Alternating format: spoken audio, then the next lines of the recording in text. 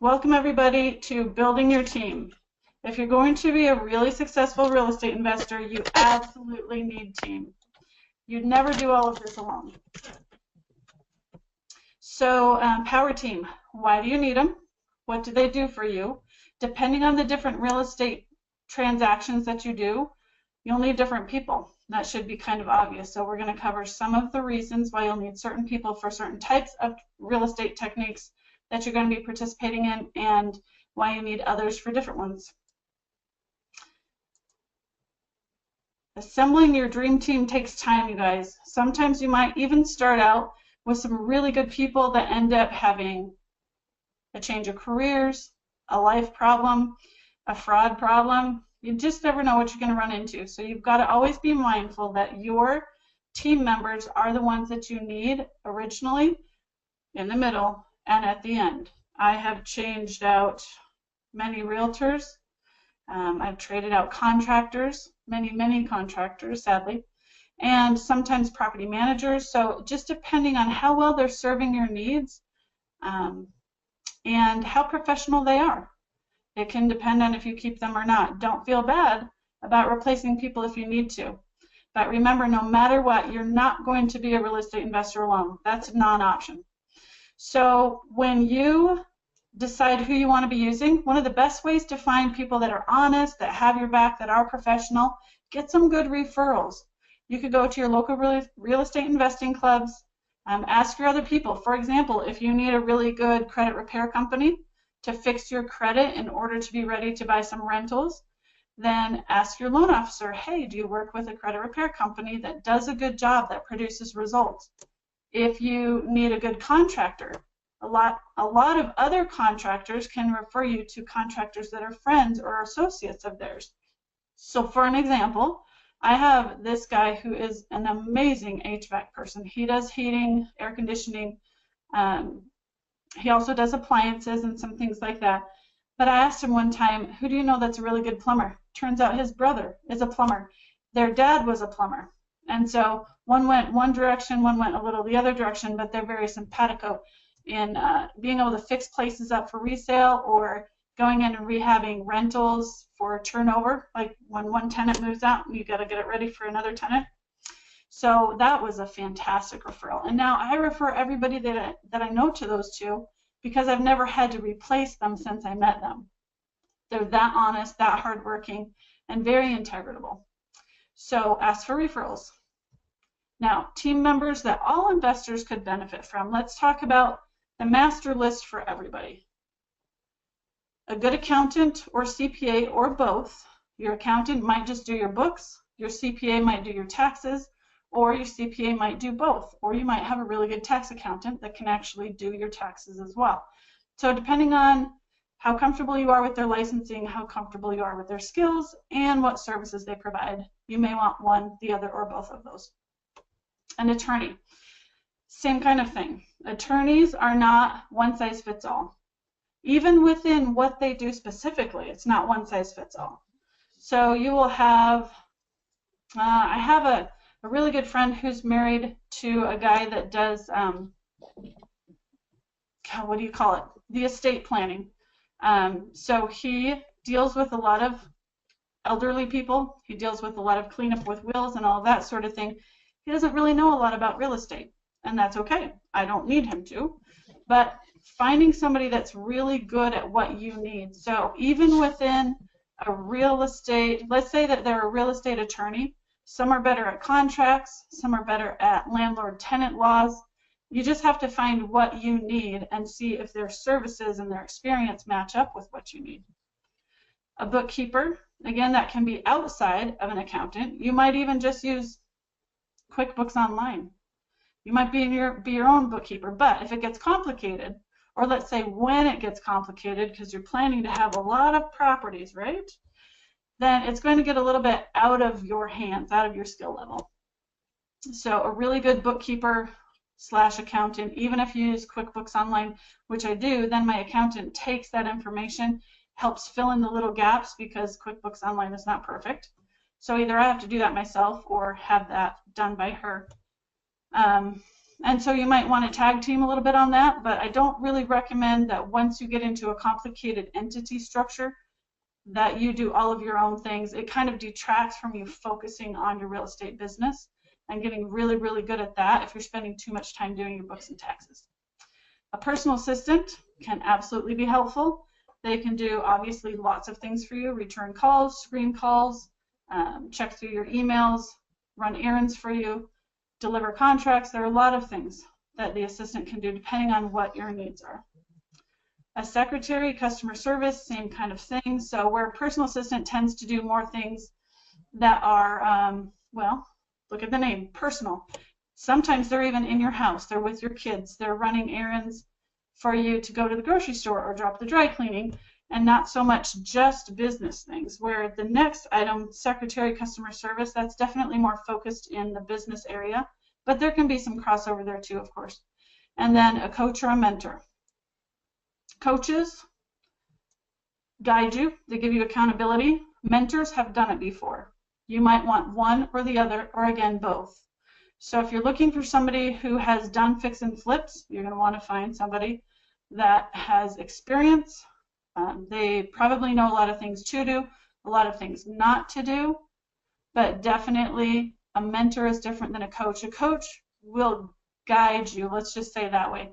Now, Steve and I are coaches. We've done different things as far as business coaching, life coaching, and mentoring.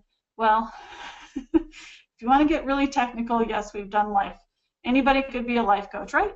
But it depends, again, on what you want them to do. Do you want them to have background in personal development, success mindset, understanding relationship between your money and your debt? So what are you looking for in your life, your business, and your real estate coaching? Really decide if you need somebody who is very experienced at what they're doing or just holds you accountable to what you know that you need to be doing. Those are the broad categories. We obviously would like to offer those services to you. That's why we're here. But we also offer a lot of free information to you because our hearts are that we bless the world. So hopefully you will take whatever you can from these free webinars, use them. Sometimes we share personal development and personal growth information. Sometimes, like this month of February, our real estate experiences and information as well. But you will see things progress over the year, and we will also be offering something kind of fun, which I didn't actually announce to Steve and Ty yet, but I had a great conversation with the guy today. We are going to run a series that is about the little steps of wealth, the small steps, because sometimes investing and big wealth development, it can be a little overwhelming, but we have a little contest coming up soon about who can take $50 and make the most money with it. So that's going to be a fun one. But understanding wealth and money, we definitely want to be here to teach you guys that as well. So back to specifically real estate. Who else do I need on my team? Actually, let's pause for questions just for a second. Does anybody have any questions before we need some of the other people outside of the standard, let's say the core team members that you're going to need? Questions on the who's or the what's? I'm going to take the mute off for a second. If you do have any background noise, if you guys will stay self-muted, that would be wonderful.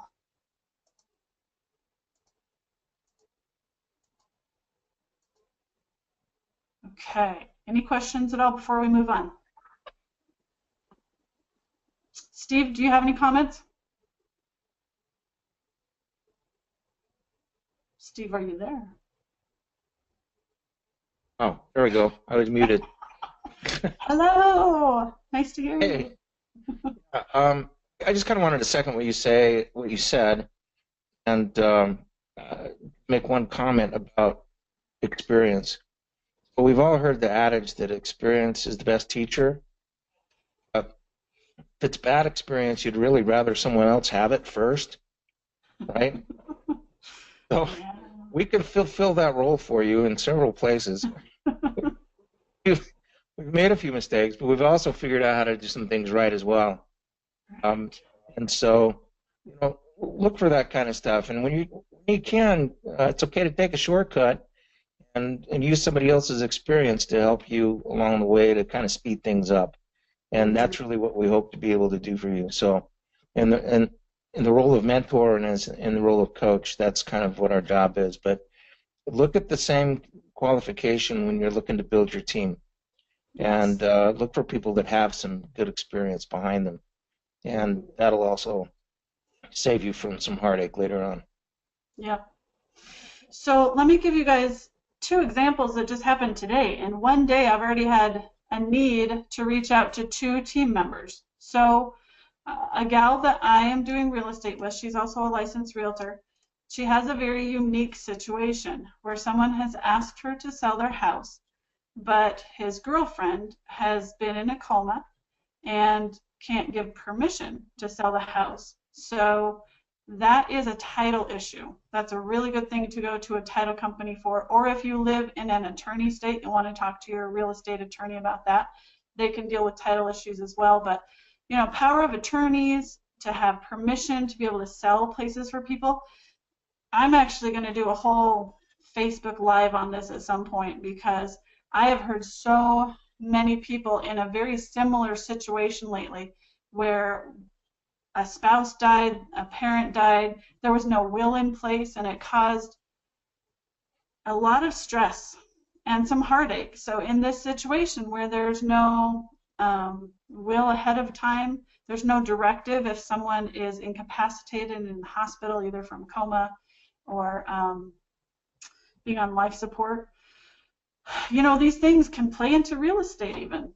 How does that affect it? Well, right there you have a perfect example of, gosh, I don't know how to fix that. I'm not a licensed real estate attorney. I'm not a title escrow officer, so I don't know how to fix that title issue. There are some things I know about it as related to what I've had to deal with, but there are times I still reach out to my team. My team helps me a great deal. Same thing this morning on our accountability call. One of the gals asked about the $250,000 tax credit, where if you've lived in your property, your personal residence, 2 of the last 5 years, so 24 months out of the last 60, you can actually sell your property and not have to pay taxes on the gain on any of the equity that you've got in there. And if you're married, that's $250,000 a person. So actually, if you're married, you could get up to $500,000 in credit that you don't have to pay taxes on. That's a really nice benefit that the government allows us to have. Well, she wondered if, because she's lived in there only about a year and 3-4 months, am I counting it right? Yeah, 4, going up, getting close to a year and a half, but not to the 2-year mark yet, could she still take that write-off? I didn't know the answer, because every time I have sold a house, I've lived in there over the 2 years. It hasn't affected me personally. So what do I do when I don't know an answer? I go to my team. So I texted my tax accountant and I said, how does this rule work? And she let me know, yep, sorry, but that's a $250,000 credit that is only allowable after the 2 years. If it's less than 2, it's a deal killer. So now that gal has to decide if she's going to do a 1031 exchange, or what I suggested to her is maybe she use some private funding to put on the property she wants to purchase and hold on to the other house until she passes the 2-year mark. There are creative things that you can do, and that's part of the experience that we do have. But again, there's so much experience out there that you can tap into. You don't have to learn the hard way, and you don't have to miss out on great savings or marketing ideas that make you extra money or anything like that if you just open your mouth and ask. So I'm a big fan of talk to your team. If you don't get the right answers from them, contact some more people. Maybe your title person doesn't know enough. It's time to look around for some new title people. It's just really important that you guys, just like we, reach out to your team and use them, and we can just be a part of your team. So who else do you need? Depending on what strategy you decide to tackle first as an investor. Buyers, definitely you need some good buyers. Excellent for wholesaling, excellent for fix and flip. You won't need it if you're going to hold the property as a landlord, right? You need tenants, you need renters. Deal finders, realtors, bird dogs, and researchers, people that are out there finding the good deals. Some things that are optional for wholesaling. Private lenders, partners, transactional funders, and then your own cash if you choose to use it. your title company and attorney. And again, you may never actually close these at title. Usually you will. But it is possible to just get paid a referral fee directly from your investor buyer and never even take it to title. So that is an optional member of your team wholesaling. And then your property inspectors, sometimes they can help you determine the repair costs, because if you're going to be a really good wholesaler, it is important for you to be able to determine roughly what the repair costs will be. If a new investor that buys it from you is going to keep it as a rental, which means it'll need lower quality and usually fewer repairs. And if you're going to resell if your investor buyer is going to resell the property, they probably want to put in a little bit of higher end finish or nicer finishes anyway, depending on the after repair value of the house once it's fixed up. And then probably more of them, where you might skip on something like new appliances in the kitchen if you're going to rent it. Your property inspector can get in there and tell you if the appliances even still work, and then you can pass on that information to your investor buyers. So you may choose to use a property inspector and pay for that out of your pocket as part of being a really, really well put together wholesaler. Steve, do you have any comments on that particular technique?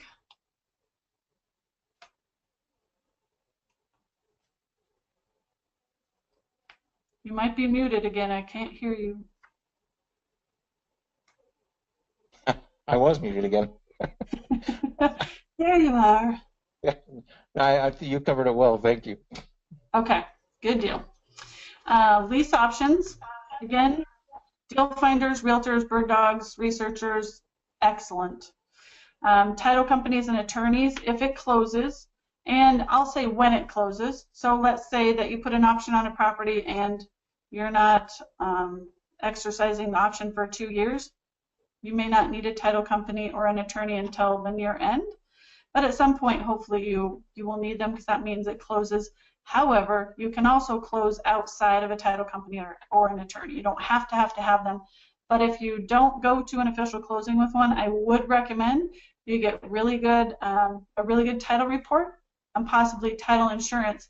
And that kind of, depending on if you're the seller, you might want to insist on having title insurance, or if you're the buyer, if it's your cash in the deal, then definitely you would want a good title policy, including title insurance.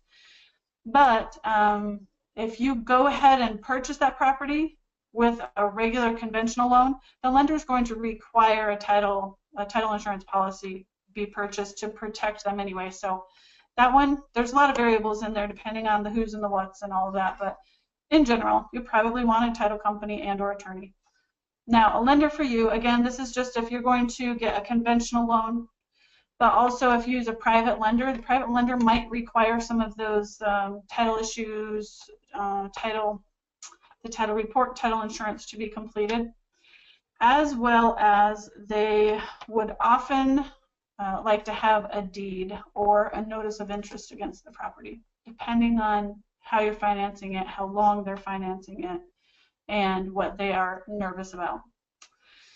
A lender to refer your buyer to. This is really nice because some people come looking at your property and they don't already have a loan officer in place. You might waste a lot of time with them trying to get them under contract and into the house when they might not even be able to qualify for it. So again, this is an issue about how long the lease option is for. Maybe not as critical to do at the beginning, but somewhere along the way you need to get them in touch with a good lender. Make sure that they're going to be able to qualify for the house. And if you're nervous at all and you really, really, really want to sell it, then definitely do that earlier on, and maybe even before you go under contract, and make sure that at some point they're going to be able to buy. It might be a year or 2 years down the road, but at least you know about how long you have based on what the lender says to you. Credit repair specialists, for the same reason. A lot of people who do rent to own need to fix their credit, so it's nice to have somebody to refer them to. A property inspector, contractor, and handyman, if you need to do repairs or choose to do repairs on the house. Your lease option buyer might want to do the repairs themselves as part of their sweat equity or down payment that they're putting into there. And then escrow or property management company for collecting and dispersing the rents. This is very nice for a couple of different reasons. Number one, you don't have to chase it down so hard. It's already set up from the beginning more automatically. But also, it's better for your buyer. It's easier and better for them to be able to purchase at the end if all those payments have run through an official escrow company. It's nicer to the lender. So anything that you can do to help them get set up from the beginning for that end purchase to go smoothly, the better it is for the both of you. Steve, do you have any comments or questions on this part? No, I was just going to add that, you know, some things come before other things, and as you're starting to build your team, you might look at the process that you're going to go through and focus on the first things first. So as a wholesaler, I'd be looking at finding my buyers first. As a lease option person, I might be looking at finders first, people help me find stuff. And then some of the other things you can put into place as you go. But there's just going to be some things that you need to have in place before you can take any steps forward, really, and other things that you build as you go. So keep that in mind. Nice, yes. So fixing and flipping, definitely the same on the finders, possibly lenders. And if you don't have your own cash, then conventional lender, hard money lender, or private lender is going to be most common, but some people will partner with you on those as well. And then a lender to refer your buyer to, again, credit repair specialist for the same reasons. Sometimes if they have small credit issues and they don't need a year or 2 years to fix all of those issues like they would with the lease option amount of time needed, sometimes it's just a simple little thing. I've seen things as simple and as cheap as $17 and $34 on a credit repair that was holding somebody's score down a little bit, just right below the line where they could qualify. So it's not always big credit issues that are holding people back from buying. So if you can refer your people that come along, your potential buyers, to the credit repair specialist and to the lenders, again, you might help them and help yourself at the same time. And then By again, the way, yep. That's not the same thing as a loan consolidator or the guys that step in the middle and you pay them and then they pay your bills. Mm-hmm. Credit, oh, what do they call those guys?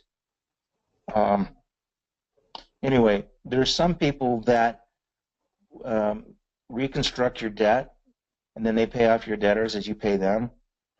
That on a credit report is as bad, if not worse, than a bankruptcy. So don't be going there to get your credit repaired.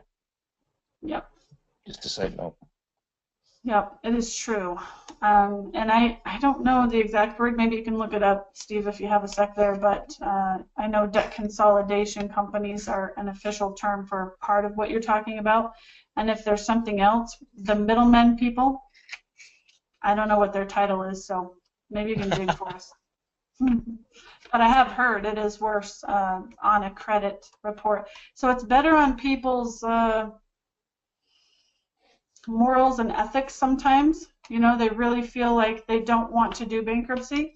But as far as a credit score and a clean credit report, a bankruptcy actually is a lot cleaner in a lot of ways. So people have to make their own choice. But it's nice to know they have options, and just know if your people come, if your buyers come to you and they want to purchase, if they decide to go and do modification on their bills, that's going to take them a while to be able to qualify. And I'll say usually, because there's never any absolutes in real estate, right? You hear me say that a lot.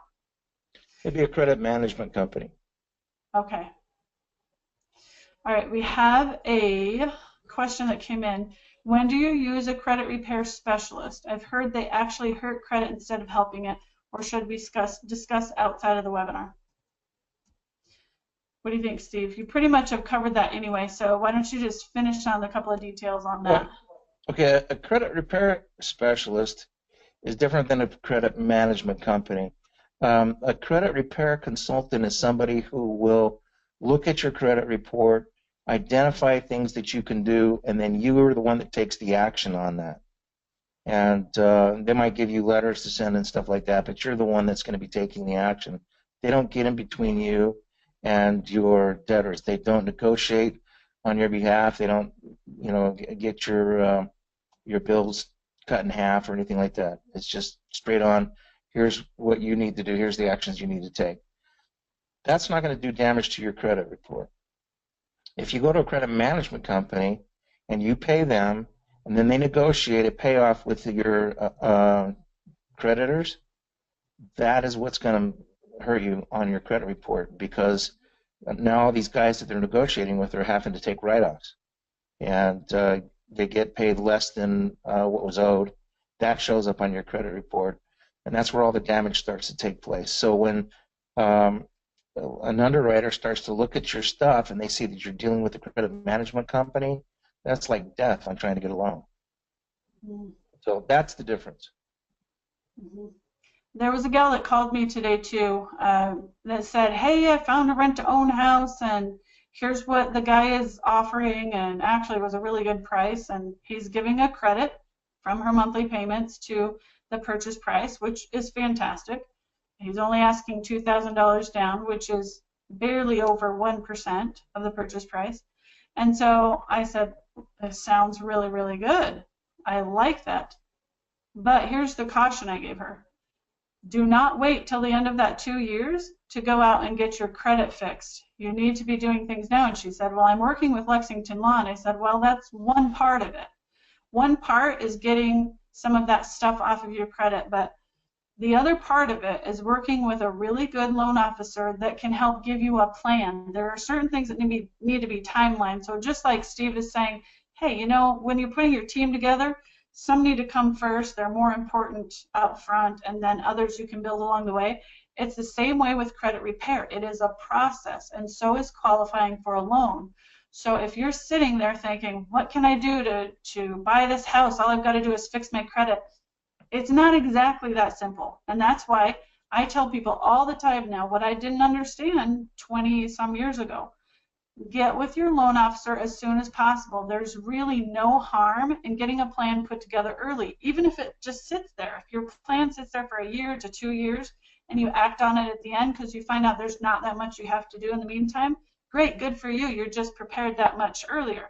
But most times when you're doing any kind of credit repair, it's going to take time for that stuff to fall off and time for the score to come up. It comes up a little bit at a time usually. Sometimes it can jump 30, 40, 50 points at a time, but it's more often smaller steps that you're going to see. So there's that issue about getting with the loan officer. And here's another one that, you know, maybe you don't want to hear, but it's a reality. When you start to fix your credit, a lot of times that stirs up old junk. And when it becomes stirred up, it can look like a fresh debt a little bit more. In the way that it hits your score, again, kind of hard sometimes.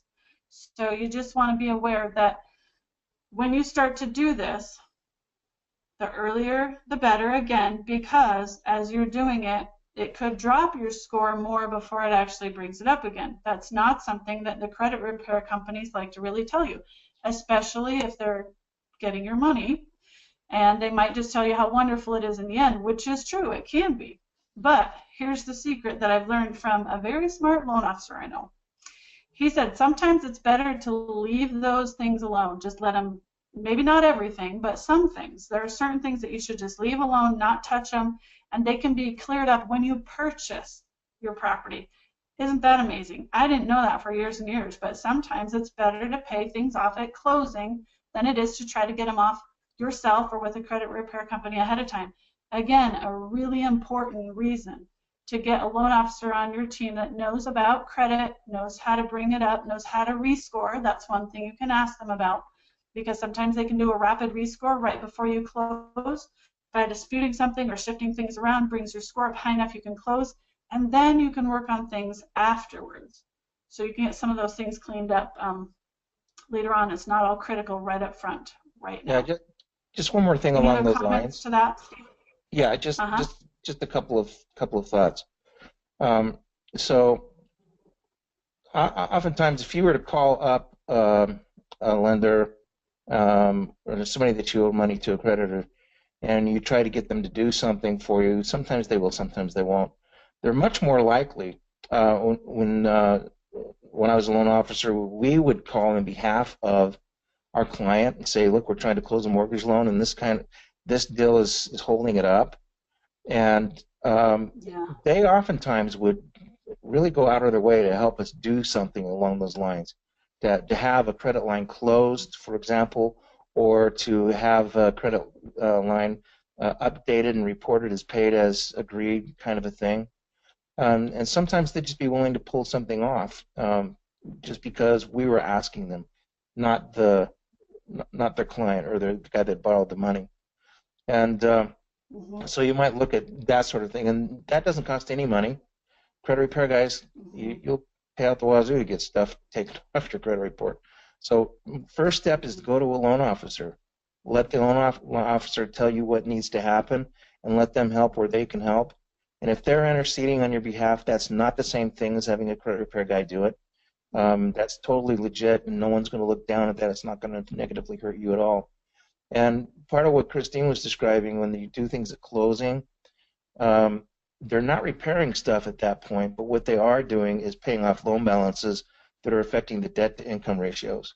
Yep. So you've got stuff that's kicking you out of being able to qualify for a loan, but at closing, if those things are all paid off, then they don't count against your debt to income ratios. And that's how that happens at closing. And so your loan officer will know exactly what you need in order to get that to clear, because they're working closely with the underwriters in order to make that stuff happen. So Yeah. that's why it's so important to have a good loan officer behind your back, so they can advise you in areas like that, or your clients, your potential buyers. Mm-hmm. Excellent. That two things. Number one, that's an excellent clarification that in order to get the loan, it's not all just about your credit score or what's on your credit report. It is your debt to income ratio too, and the two tend to go hand in hand, right? What's on your credit report affects your debt to income ratio. So that's nice clarification, Steve, how you said about the difference between the debt to income ratio. And then the other thing is that is a perfect example what you're talking about with your loan officer calling some of these creditors and using their professionalism and their clout to be able to get some things done that maybe you're not able to get done on your own. That is the importance of team. It's not likely to be their first time they've done it. They kind of know what to say, what not to say, how to go after things. And it's really no different than I found out, wow, I just want to preface this with a disclaimer. I love being a realtor, and I love working with a lot of realtors, but there are some realtors I wouldn't be too sad if I didn't have to do another deal straight across from them again, because some realtors are very good at watching out for their clients, and some are very good at watching out for their own commissions. So I learned after I became a realtor that there are certain things realtors can do that open the doors, just like Steve's talking about, that sometimes other people can't get the doors opened with. So some of that, how do you say it the right way? How do you approach people? I've gotten other realtors to talk to their clients and present something that a buyer themselves was not able to get approved.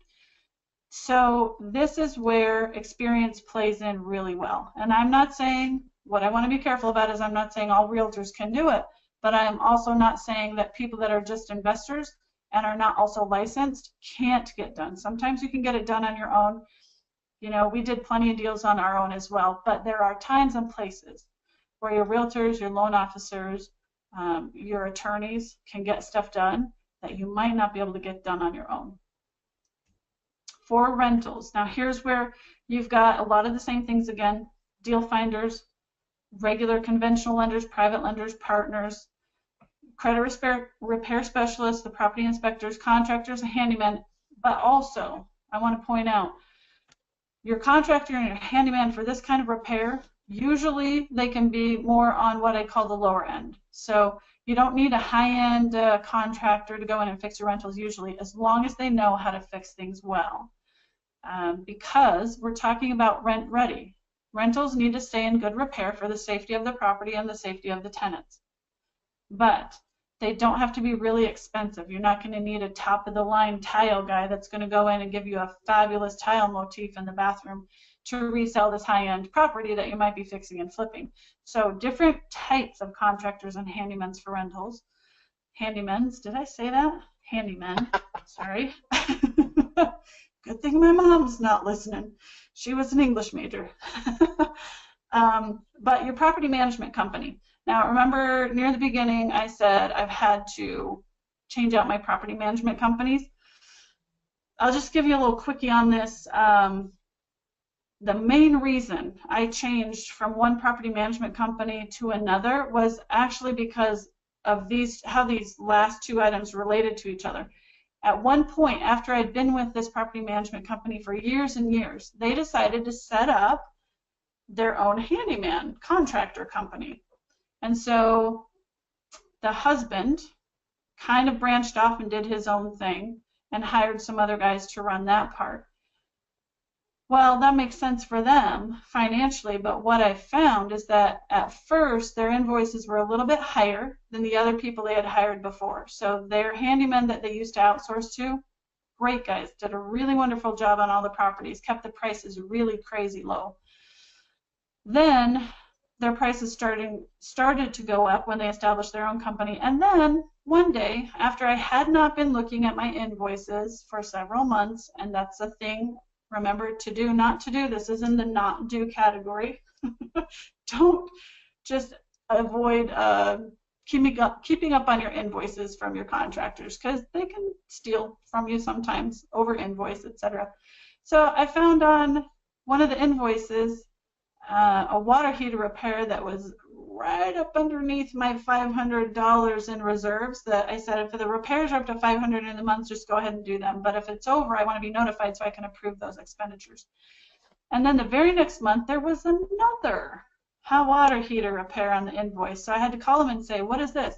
Oh, well, we went out and tried to fix it, but then it didn't fix, so we just went ahead and replaced it. But somehow, magically, between the two, I finally got a new water heater, and it wasn't a really, really big one that should have been that expensive. But what should have been a really teeny repair on the first invoice was overcharged, and then with the real water heater, but still overcharged, it was a crazy amount of money just for one repair.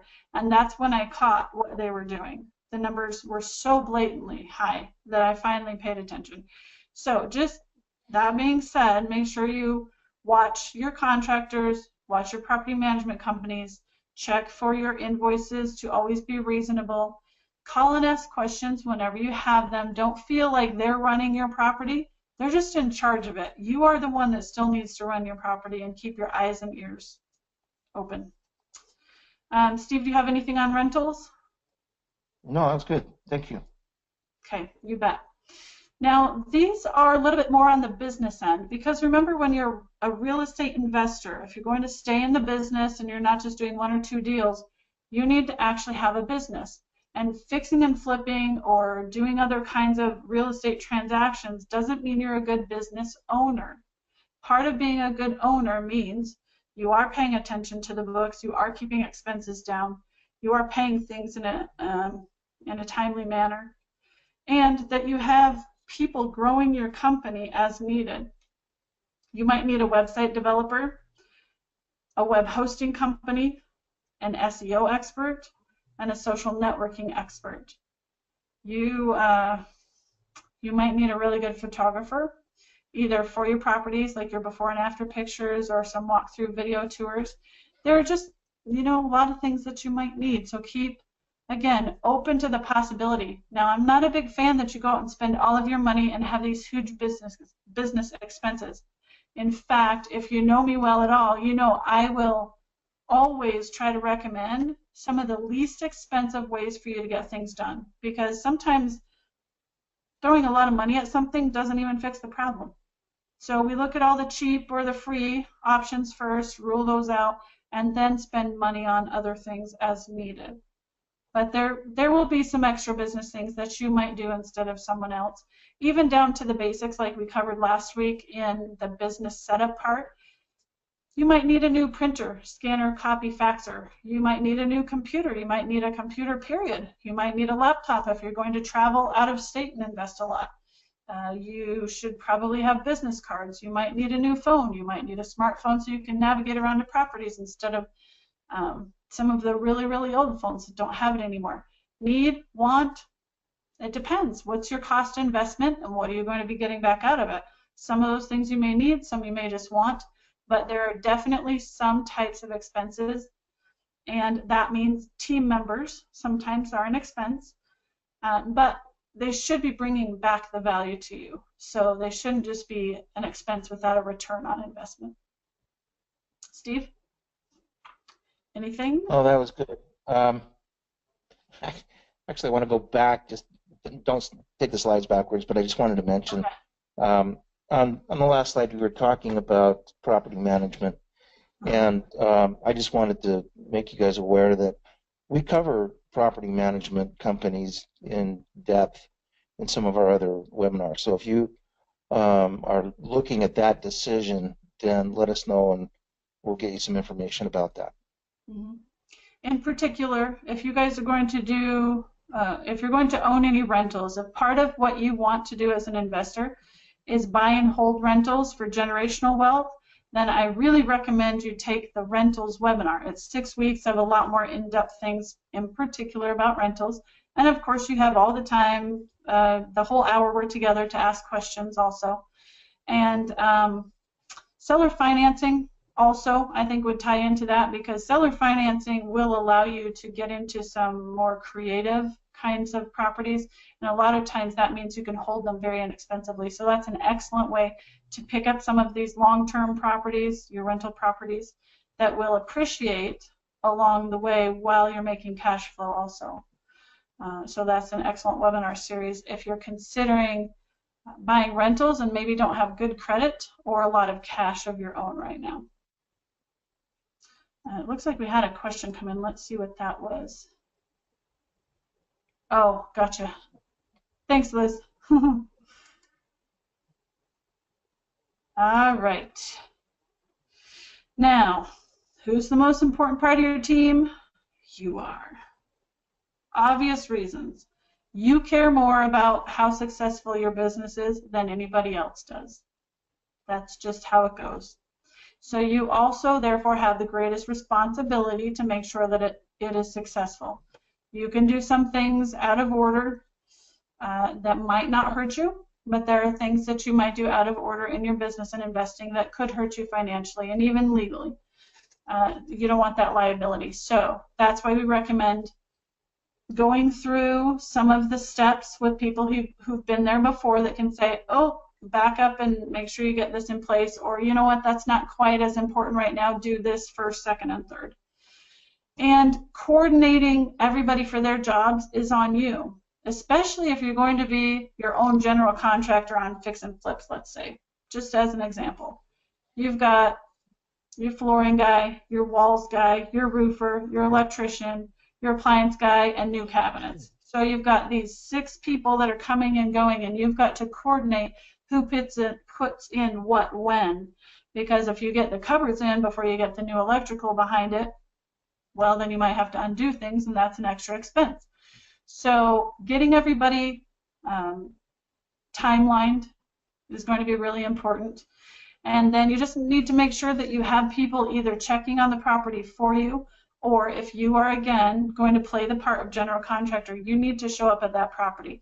If it's out of state, you need somebody else sending you pictures and being your eyes on the ground. But if it's close enough where you can drive, you need to be there at the property checking it periodically. That is one of the biggest mistakes I have made as an investor. And since I admit my mistakes so often, probably every webinar, I don't know, a lot of webinars anyway, it's something I do because I don't want you guys to make the same mistakes. I want you to learn from mine and then avoid them. So I have had contractor issues to the tunes of tens of thousands of dollars. That's not something that you want. Be wise in who you hire. Do not be afraid to fire and rehire. Even if it looks like it might make a little expense in the gap time there, it usually, if your guts are on fire because something's not going well or you've been lied to or they've turned in false invoices or anything like that, better to take a little loss now than a huge one at the end. That's just a little suggestion from me to you. So I think it's really critical that you guys keep your head in the game.